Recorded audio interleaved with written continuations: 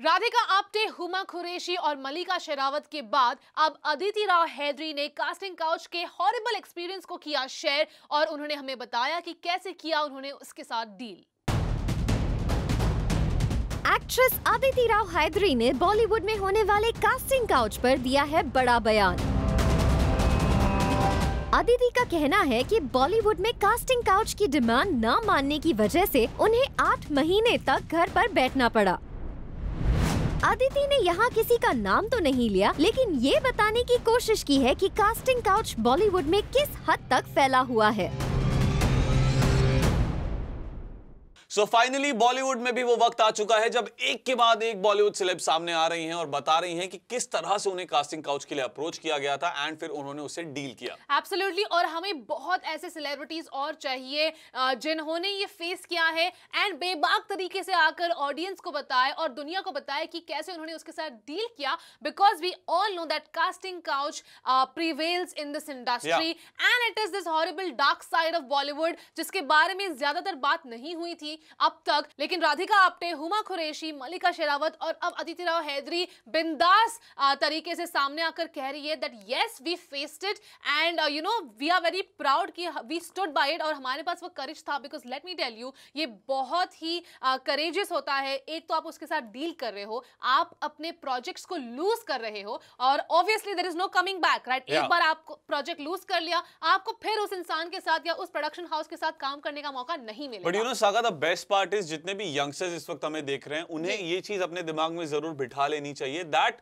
Casting couch वो एक जरिया नहीं है आपको काम दिलाने का। आई मीन बहुत से लोग बोलते हैं ना, अरे इसके बिना तो काम मिलेगा नहीं। इसके बिना भी काम मिलता है and we have examples like Huma Qureshi, Mallika Sherawat, Aditi Rao Hydari. It's a big list in Bollywood. इसके बिना भी काम मिलता है।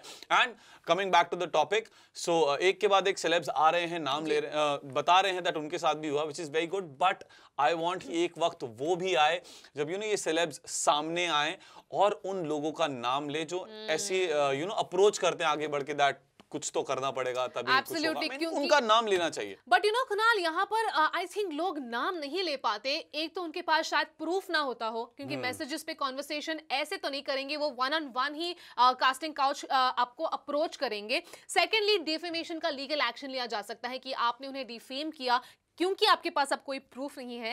एंड थर्डली, कैरेक्टर असैसिनेशन हो सकता है आपका कि आप ही ऐसे हो इसलिए आप इस मामले में फंस गए and now to come out of it you are taking names. But you know what saga, Hollywood में भी ऐसा हुआ था ना, जब बहुत सारी एक्ट्रेसेस ने मिलकर हार्वी विंस्टन का नाम लिया। अब एक कोई नाम लेगा तो शायद दबा दिया जाए, बट अगर बहुत सारे लोग मिल के नाम लेंगे तो फिर उस आवाज को दबाना मुश्किल हो जाएगा। एंड यही मेरे ख्याल से हमारे बॉलीवुड में भी चाहिए कि अगर यूनिटी हो, हाँ यूनिटी हो। अगर कोई एक सेलेब भी नाम ले तो बाकी अगर उनके साथ सेम उस इंसान ने किया है ऐसा कास्टिंग काउच के लिए अप्रोच किया तो उन सबको सामने आना चाहिए और बोलना चाहिए यस मेरे साथ भी हुआ था, मेरे साथ भी हुआ था। बिकॉज किसी ना किसी को तो शुरुआत करनी पड़ेगी। सिर्फ ये कहना कि मेरे साथ भी हुआ था, आई नो उसके लिए भी बहुत गट्स चाहिए because people start judging you.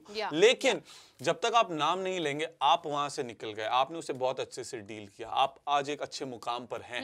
लेकिन वो इंसान आज भी जो शायद नए लोग आ रहे हैं बॉलीवुड में उन्हें अप्रोच करता हो तो तो वो दीमक की तरह कहीं ना कहीं अंदर ही अंदर बॉलीवुड को खोखला करता जा रहा है। और इसीलिए लोग बोलते हैं कि बॉलीवुड में अभी भी गंद है and people use these words for Bollywood. But hats off to these ladies who've come out in the open and spoken about it so fearlessly और उन्होंने इनके साथ डील किया है very strongly. So hats off to these strong women and we need more actresses to come out in the open and stand by strongly against this word casting couch.